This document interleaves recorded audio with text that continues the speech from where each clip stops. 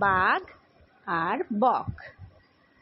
একবার একটা বাঘের গলায় একটা হাড় ফুটেছিল।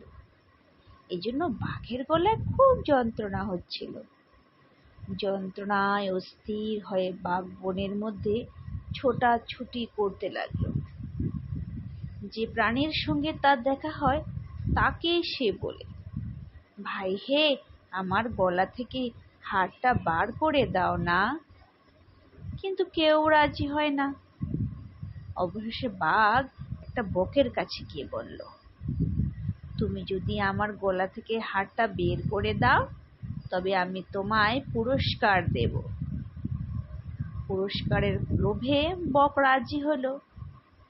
সে তার লম্বা ঠোঁট দিয়ে বাঘের গলা থেকে হাড়টা বের করে দিল।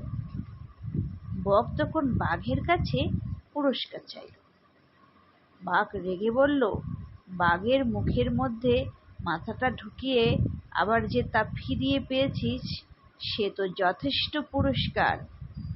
যদি তোর প্রাণের মায়া থাকে তবে এখান থেকে পালা। নীতি কথা, দুষ্টের কথা বিশ্বাস করতে নেই।